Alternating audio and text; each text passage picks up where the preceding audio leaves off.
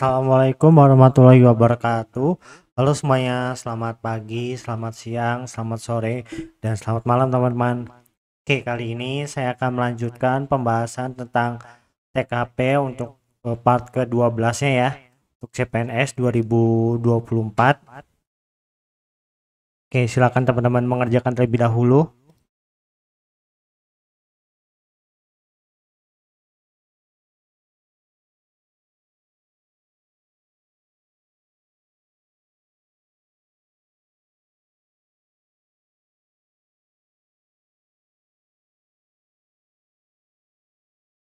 Salah satu rekan kerja Anda di Departemen Pelayanan Umum kurang cakap dalam pekerjaannya. Ia juga sering bermasalah dan saat kerja sama tim juga lebih sering tidak berkontribusi. Di sisi lain, atasan tahu tapi terkesan membiarkannya karena ia adalah keponakan dari Kepala Departemen Perumahan Umum di kantor yang sama. Sayangnya Anda harus tim dengannya. Bagaimanakah sikap Anda? Untuk poin satu itu adalah yang D, memohon dengan sangat supaya ia bisa berubah dan mau bekerja dengan baik demi tim ini. Memohon agar dia berubah kurang efektif dan menunjukkan kurangnya ketegasan dalam menghadapi masalah. Kalau yang dua itu yang opsi B, melakukan diskusi dengan rekan tim tanpanya untuk mengupayakan kerjasama tim yang baik dan tidak terganggu olehnya. Mengecualikan dari diskusi tim dapat memperburuk hubungan kerja dan tidak menyelesaikan masalah inti. Untuk opsi A itu adalah 3. Jika tidak kompeten dalam pekerjaannya, saya akan tegas melaporkan pada atasan karena menghambat pekerjaan. Melaporkan langsung ke atasan bisa dianggap konfrontatif dan beresiko menimbulkan konflik, terutama karena ada hubungan keluarga yang sensitif. Kalau yang 4 itu adalah opsi C, memintanya untuk bekerja sesuai kemampuannya saja dan jangan memberatkan timnya jika masih ingin diterima dan bekerja secara profesional. Meminta bekerja sesuai kemampuannya saja mungkin tidak memotivasi dia untuk berkembang atau menyadari dampak negatif perilakunya. Maka yang poinnya full adalah E, yaitu memintanya bekerja dengan benar dan menyadari kekurangannya. Jangan hanya mengandalkan relasi saja supaya ada rasa malu dan profesional. Menunjukkan sikap tegas dan profesional dengan mendorong rekan kerja tersebut untuk introspeksi dan meningkatkan kinerjanya dengan mengajaknya menyadari kekurangan dan tidak hanya mengandalkan hubungan keluarga. Anda membantu menciptakan lingkungan kerja yang lebih adil dan produktif. Oke, lanjut nomor 2.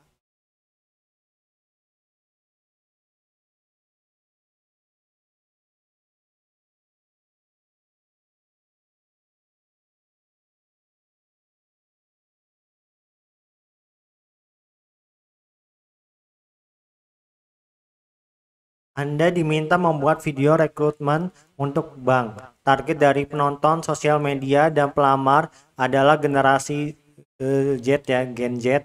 Hal ini dilakukan untuk menarik minat bekerja di bidang perbankan dan mempromosikan bank untuk menggait banyak nasabah baru dari kalangan muda. Apa yang akan Anda lakukan? Untuk poin D itu 1, melakukan rapat besar bersama para pegawai bank untuk memberikan ide dan opini ya. Rapat besar cenderung memakan waktu dan tidak langsung menyentuh target audiens yang spesifik. Kalau yang C itu adalah 2, membuat survei untuk mengetahui hal-hal yang disukai dan tidak disukai oleh generasi Z soal bank untuk perbaikan kinerja dan perekrutan. Membuat survei bisa membantu, namun tidak cukup langsung atau cepat untuk menangkap minat generasi Z di era yang serba cepat dan penuh tren. Kalau E itu adalah 3, bekerja sama dengan selebgram terkenal untuk mengenalkan bank dan melakukan promosi. Kerja sama dengan selebgram mungkin efektif, namun tanpa analisis tren, promosi bisa kurang relevan bagi audiens yang dituju. Kalau yang 4 adalah yang A, gencar melakukan promosi lewat berbagai platform sosial media dan kerjasama influencer untuk menggait generasi muda. Gencar promosi di sosial media memang penting, tetapi tanpa analisis yang mendalam, strategi tersebut mungkin kurang efektif. Kalau yang poinful adalah yang B, menganalisis sosial media mengenai yang sudah viral atau disukai dan dipadukan dengan konsep rekrutan dan promosi bank untuk generasi Z.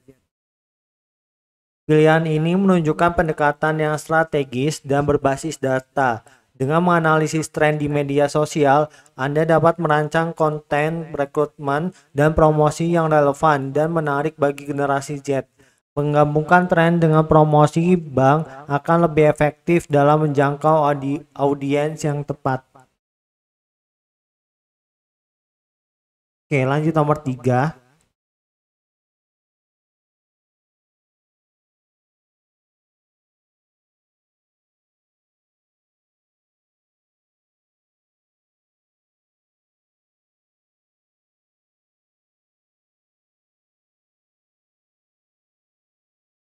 Karena bangun kesiangan, Rahman bergegas lari menuju bus umum yang sudah menunggunya. Tiba-tiba ada seorang nenek yang minta tolong diseberangkan. Apa yang sebaiknya dilakukan Rahman? Untuk jawaban A itu adalah 1, tidak menanggapi karena takut ketinggalan bus. Mengabaikan permintaan sang nenek menunjukkan sikap yang kurang empati. Kalau yang 2 itu adalah E, mendengarkan saja permintaan sang nenek. Mendengarkan saja tanpa tindakan tidak membantu situasi nenek dan juga tidak menyelesaikan masalah. Kalau yang B adalah 3, memikirkan jawaban atas permintaan sang nenek.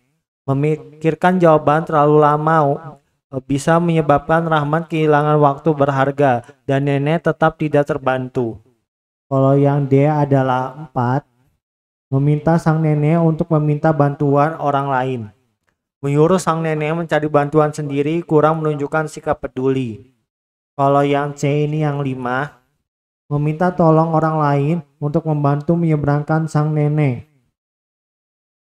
Pilihan ini menunjukkan empati dan tanggung jawab sosial. Rahman menyadari situasinya yang terburu-buru, namun tetap berusaha membantu sang nenek dengan cara mencari bantuan orang lain. Ini adalah solusi yang mengutamakan kesejahteraan orang lain tanpa mengorbankan kewajiban pribadinya. Oke, lanjut nomor 4.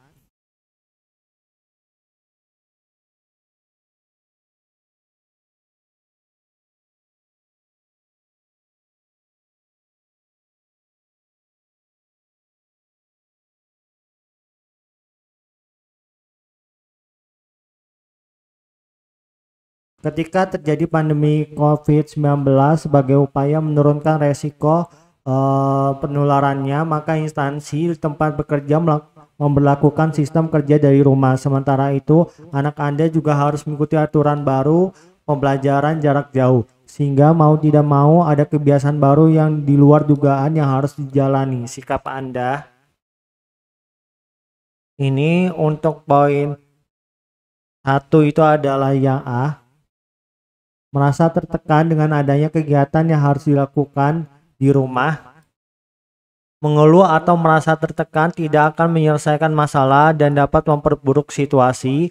Kalau yang B itu adalah 2, memilih untuk menambah jumlah ART agar bisa dimintai bantuan mendampingi anak sekolah jarak jauh dan Anda tetap tenang bekerja. Menambah jumlah ART mungkin tidak selalu menjadi solusi yang praktis atau terjangkau dan bisa mengabaikan aspek kemandirian anak. Kalau yang C itu adalah 3, memilih mendatangkan guru privat untuk mendampingi anak sekolah jarak jauh dan Anda tenang dalam bekerja di rumah. Mendatangkan guru privat bisa menjadi solusi, tetapi mungkin tidak selalu memungkinkan atau praktis secara finansial. Kalau yang D itu adalah 4, Menanamkan ke anak agar bisa mandiri meski sekolah jarak jauh, tidak harus didampingi karena Anda juga harus bekerja dari rumah. Walaupun penting untuk mengajarkan kemandirian, anak mungkin masih memerlukan dukungan tambahan selama masa transisi ini. Yang 5 yaitu yang segera menyesuaikan diri dengan mengatur jadwal, mendampingi anak sekolah jarak jauh, dan jadwal bekerja di rumah. Menyesuaikan diri dan mengatur jadwal adalah pendekatan yang paling efektif dalam menghadapi situasi ini. Ini mungkin Anda untuk menjaga produktivitas kerja sambil memastikan anak Anda mendapatkan dukungan yang mereka butuhkan selama pembelajaran jarak jauh. Pendekatan ini menunjukkan fleksibilitas dan kemampuan untuk beradaptasi dengan situasi baru. Oke, lanjut nomor 5.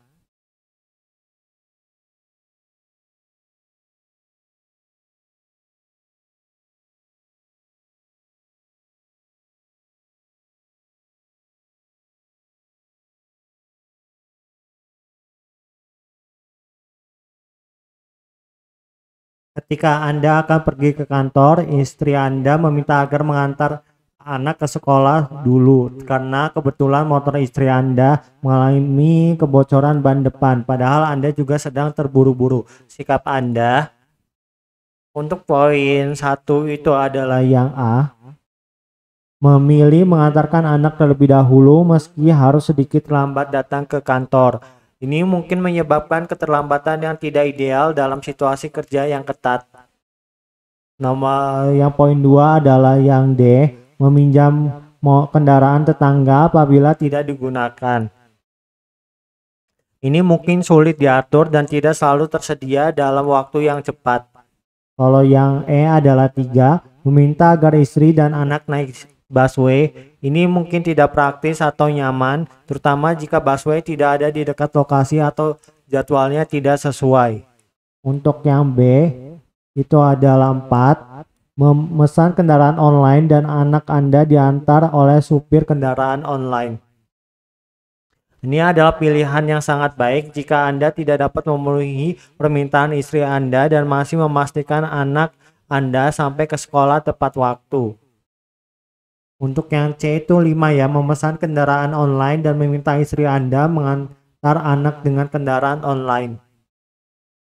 Memesan kendaraan online untuk anak Anda dan meminta istri Anda mengantarkan anak dengan kendaraan online adalah solusi terbaik dalam situasi ini. Ini memungkinkan Anda untuk tetap fokus pada pekerjaan Anda dan menghindari keterlambatan sambil memastikan anak Anda sampai ke sekolah dengan aman. Istri Anda bisa menggunakan kendaraan online tersebut tanpa mengganggu rencana Anda di kantor. Oke, lanjut nomor 6.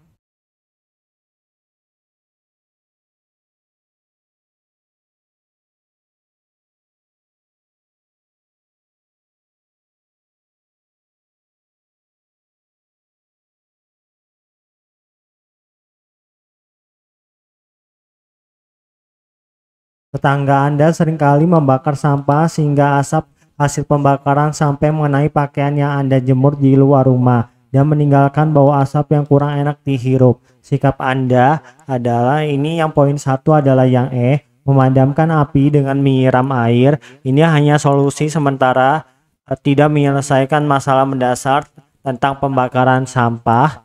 Untuk yang A itu ada 2, diam saja karena tidak enak hati. Mengabaikan masalah ini tidak menyelesaikan masalah dan bisa membuat kondisi semakin buruk. Untuk poin 3 adalah yang C, meminta ketua RT untuk menegur. Ini bisa menjadi langkah yang tepat jika pendekatan langsung tidak berhasil, tetapi sebaiknya berusaha menyelesaikan masalah secara langsung terlebih dahulu. Untuk poin 4 yaitu adalah yang B, menegurnya dan mengutarakan bahayanya asap sampah untuk kesehatan. Ini penting tetapi tidak memberikan solusi konkret tentang bagaimana mengatasi masalah pembakaran sampah. Untuk yang poinnya penuh adalah yang D, menegur dan menyarankan agar sampah dibuang melalui pengelola sampah setempat. Menegur secara langsung sambil memberikan solusi praktis seperti menyarankan untuk membuang sampah melalui pengelola sampah setempat, merupakan pendekatan yang konstruktif. Ini tidak hanya mengatasi masalah asap yang mengganggu, tetapi juga memberikan solusi yang membantu menjaga lingkungan dan kesehatan. Oke, lanjut nomor 7.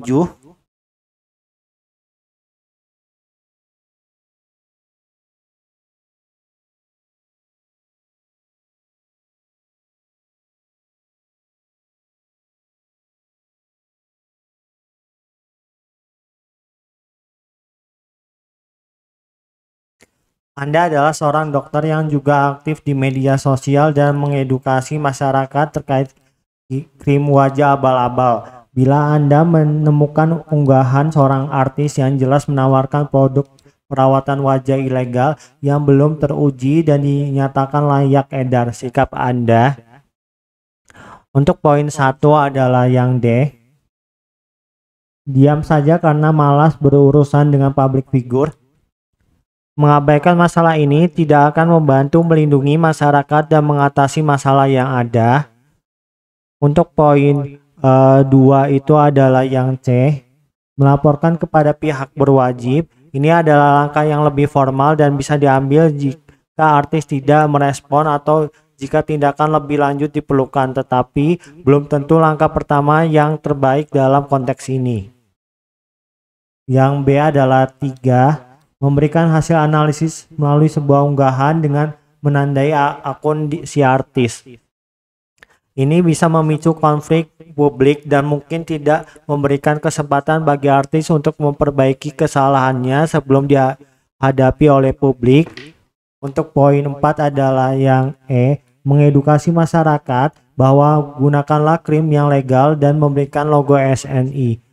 Meskipun edukasi penting, ini tidak langsung mengatasi masalah spesifik yang ditawarkan oleh artis tersebut dan tidak menyentuh tindakan langsung yang dapat diambil terhadap artis. Untuk A, ini yang 5, mengirimkan pesan pribadi kepada artis tersebut dan mengingatkan bahwa perbuatannya bisa merugikan masyarakat. Mengirimkan pesan pribadi kepada artis menunjukkan pendekatan langsung dan personal dalam menangani masalah ini. Dengan cara ini, Anda memberikan kesempatan kepada artis untuk memperbaiki kesalahan tanpa mempublikasikan masalah tersebut secara terbuka, yang bisa memicu reaksi negatif dari publik. Ini juga memungkinkan Anda menyampaikan informasi secara detail dan profesional. Oke, lanjut nomor 8.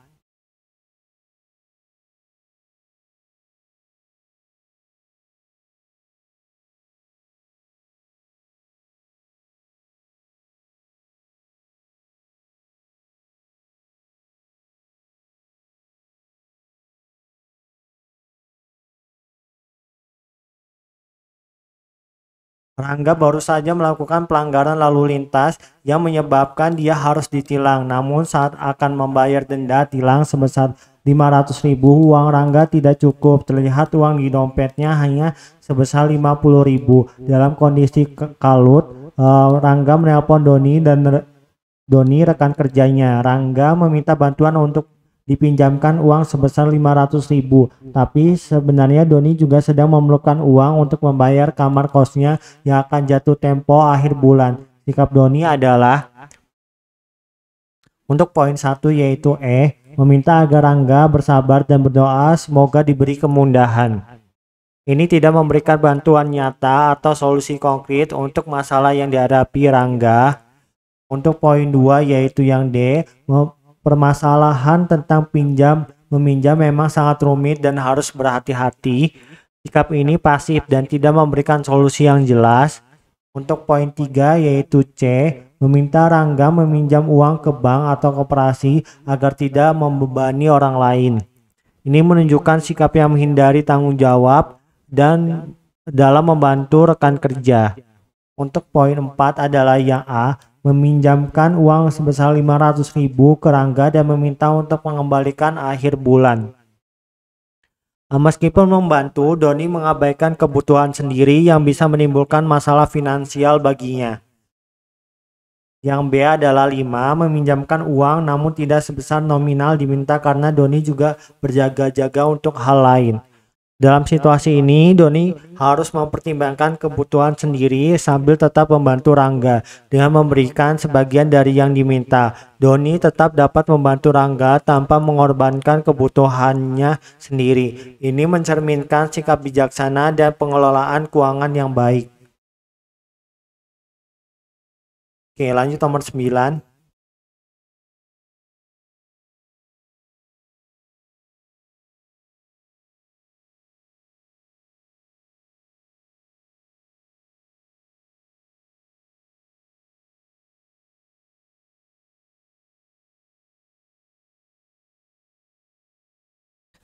Oke. Adit dan unit kerjanya mendapatkan pimpinan baru. Ternyata beliau adalah teman lama Adit saat sekolah dulu yang prestasinya tidak begitu baik. Dalam perjalanannya, Adit sering dimintai bantuan untuk pemimpin baru tersebut oleh pemimpin baru tersebut untuk mengerjakan tugas tambahan dan terkadang sering menanyakan hal-hal yang sudah seharusnya menjadi tugas pemimpin. Sebaiknya sikap Adit ini yang satu adalah yang D, tetap menyelesaikan tugas-tugasnya karena ia yakin pimpinan telah menguasai segalanya. Ini menunjukkan asumsi yang salah bahwa pimpinan sudah menguasai semua tugas tanpa mempertimbangkan kenyataan bahwa pimpinan baru mungkin memerlukan bantuan. Untuk yang B itu adalah 2, mengarahkan kepada rekan kerja lain yang lebih kompeten terhadap masalah yang dihadapinya. Ini bisa diartikan sebagai menghindar dari tanggung jawab membantu pimpinan langsung. Kalau 3 yaitu yang A, meminta kesediaan pimpinan baru untuk menunggu sampai kesibukannya berkurang. Ini bisa menunjukkan kurangnya kemauan untuk membantu dan tidak mendukung proses adaptasi pimpinan baru. Kalau yang C itu adalah 4, mempersilahkan pimpinan baru untuk mengamati pekerjaan yang dilakukan dan bersedia menjelaskan. Sikap ini baik, tetapi lebih terbatas pada observasi, bukan membantu secara langsung dalam tugas pimpinan.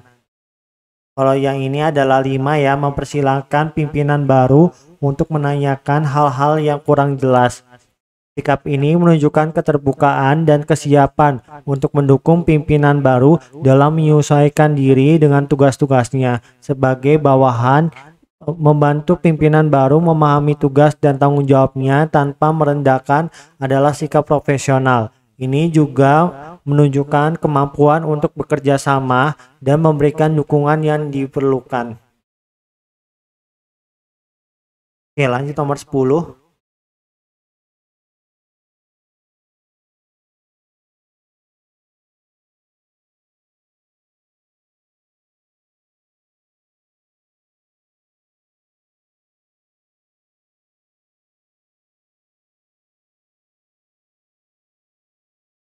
Yang ini semua karyawan dikumpulkan oleh atasan Anda untuk membicarakan permasalahan kantor. Kemudian pada saat Anda diminta atasan untuk memberikan tanggapan terhadap sebuah permasalahan yang ada di kantor Anda tersebut, tiba-tiba rekan kerja Anda menyanggah penjelasan Anda pada saat Anda berbicara. Menurut Anda, untuk poin 1 yaitu teman saya ingin menyampaikan gagasannya juga pada saat saya berbicara. Ini pasif dan tidak mengkritisi perilaku yang tidak menghargai. Untuk yang A adalah 2, wajar saja karena dalam diskusi komunikasi harus berlangsung dua arah. Meskipun benar, ini terlalu permisif terhadap interupsi tanpa mempertimbangkan etika mendengarkan. Kalau yang 3 yaitu yang B, mungkin apa yang saya jelaskan barusan tidak sesuai dengan gagasannya. Namun ini adalah hal yang wajar di dalam sebuah diskusi. Pendekatan ini lebih fokus pada menerima perbedaan pendapat, tetapi kurang menekankan pentingnya etika berbicara. Kalau yang D adalah 4, seharusnya rekan saya bisa angkat tangan jika ingin menyampaikan gagasannya dalam diskusi. Ini menekankan aturan formal, tetapi tidak selalu sesuai dengan diskusi informal. Kalau C itu 5 ya, harusnya dia mendengarkan saya dulu lalu berbicara. Dalam diskusi yang baik, etika berbicara perlu dijaga. Salah satu prinsip utama adalah saling mendengarkan sebelum memberikan tanggapan. Dengan mendengarkan terlebih dahulu, rekan kerja dapat memberikan masukan yang lebih relevan tanpa memotong pembicaraan. Sikap ini menunjukkan pentingnya menghargai pendapat dan memberi kesempatan bagi setiap orang untuk menyampaikan pemikirannya secara utuh. Oke, lanjut nomor 11.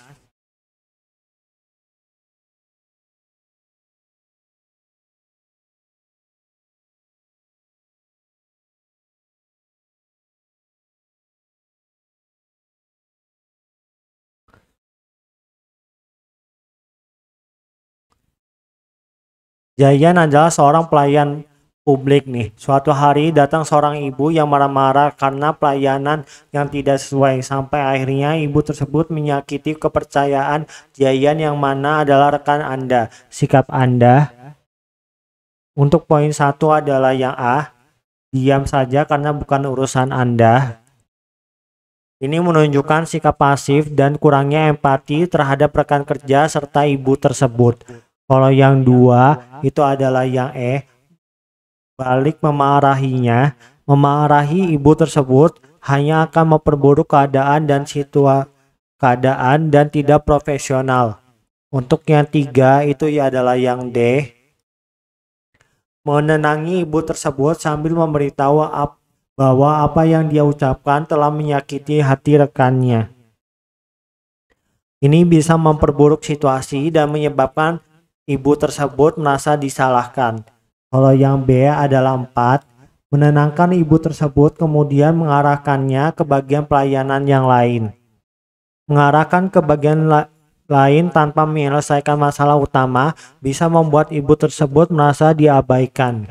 Untuk yang C adalah 5 ya, menenangi ibu tersebut. Menenangkan ibu tersebut adalah tindakan yang paling bijaksana dalam situasi ini. Dengan menenangkan situasi, Anda dapat meredakan emosi ibu tersebut tanpa memperpanjang konflik. Ini juga mencerminkan profesionalisme dan kemampuan Anda dalam menangani situasi yang penuh tekanan, sekaligus menjaga suasana kerja yang kondusif.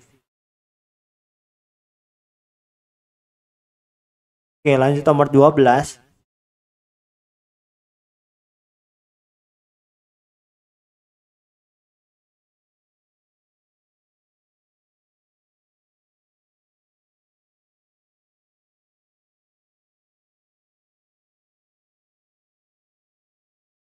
Saya akan menghadiri pernikahan seorang kerabat dari luar kota. Bersama dengan itu ada tugas ulangan, sedangkan minggu lalu saya sudah membolos. Yang akan saya lakukan untuk poin itu adalah 1 ya, memilih pergi dan berusaha sebaik mungkin pada ulangan berikutnya. Ini menunjukkan sikap kurang bertanggung jawab terhadap kewajiban akademik, terutama karena sudah pernah absen. Kalau yang 2 itu adalah yang D. Belajar sungguh-sungguh sambil berdoa mudah-mudahan ada perubahan jadwal. Hanya berharap perubahan jadwal tanpa tindakan konkret tidak menyelesaikan masalah. Kalau yang 3 itu adalah poin B. Meminta orang tua menulis surat izin tidak dapat mengikuti ulangan hari ini. Ini menghindari tanggung jawab, terutama karena sebelumnya Anda sudah membolos. Untuk poin 4 yaitu A, mempersiapkan diri sejak awal dan membicarakannya dengan guru untuk mengikuti ulangan di hari lain. Meskipun ini solusi yang baik karena sudah membolos sebelumnya, lebih baik memprioritaskan ulangan kali ini daripada mencari alternatif. Kalau yang C adalah yang 5, belajar sungguh-sungguh dan inilah kesempatan untuk memperbaiki nilai. Dalam situasi ini, Anda memiliki tanggung jawab akademik dan kesempatan untuk memperbaiki nilai setelah sebelumnya membolos. Dengan belajar sungguh-sungguh, Anda memanfaatkan peluang ini sebaik mungkin. Ini menunjukkan dedikasi terhadap pendidikan dan upaya untuk menebus ketertinggalan. Oke, lanjut nomor 13.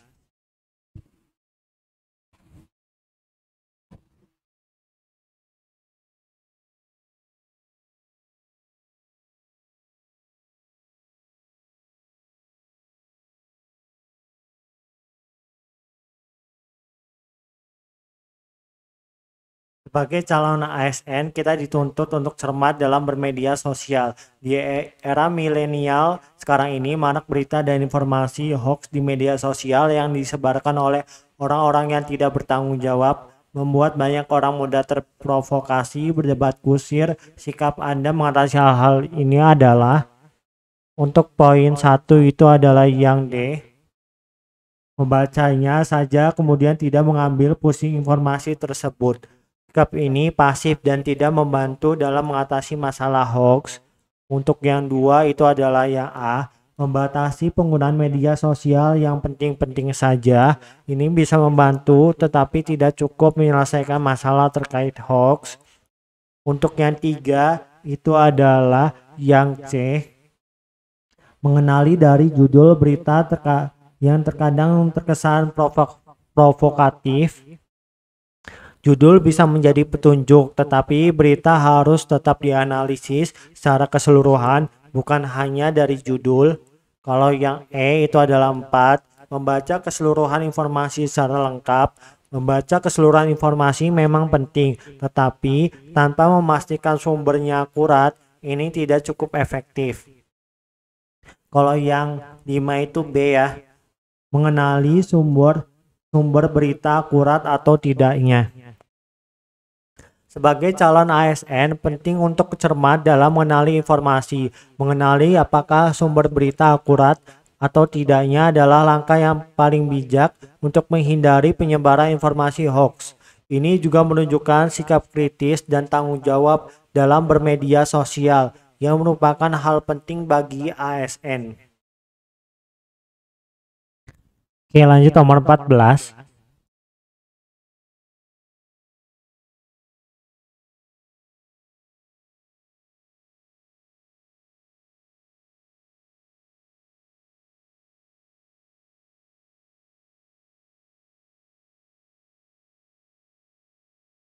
Kamu mempunyai keluarga di luar negeri dan hari ini salah satu dari anak keluargamu tersebut akan liburan di Indonesia dan dititipkan di rumahmu. Apa yang akan kamu lakukan untuk menjelaskan padanya mengenai keberagaman di Indonesia? Untuk poin 1 itu yang C, mengajaknya bermain ke tempat-tempat ibadah. Mengunjungi tempat ibadah penting, namun hanya mengenalkan salah satu aspek dari keberagaman. Untuk poin 2 yaitu B, mengajak orang-orang di lingkungan untuk memperkenalkan keberagaman kepada anak tersebut. Ini adalah ide baik, tetapi anak tersebut mungkin akan lebih belajar dari orang yang tinggal bersamanya secara konsisten. Kalau yang poin 3 itu adalah yang A, mengajaknya mengenal budaya dengan menceritakan sejarah di tempat-tempat yang dilewati. Meskipun bermanfaat, ini lebih bersifat teoritis dan tidak cukup mencerminkan pengalaman keberagaman dalam keseharian. Untuk poin 4 itu adalah D, jadi wakil orang tuanya buat mendidiknya tentang keberagaman. Ini menunjukkan tanggung jawab, namun lebih efektif jika diikuti dengan tindakan nyata dalam kehidupan sehari-hari. Untuk poin 5 yaitu yang E, menjadi perpanjangan tangan orang tua untuk mengajarkan tentang keberagaman melalui tindakan sehari-hari. Menjadi contoh melalui tindakan sehari-hari adalah cara paling efektif untuk mengajarkan keberagaman, terutama kepada anak-anak, dengan menunjukkan langsung bagaimana toleransi, penghargaan terhadap perbedaan, dan hidup dalam masyarakat yang beragam. Anak tersebut dapat belajar secara alami dan lebih mendalam. Oke, untuk soal nomor 15, silakan teman-teman jawab di kolom komentar ya. Oke, sekian dulu video kali ini. Ditunggu saja part-part berikutnya untuk soal-soal lainnya ya. Oke, terima kasih.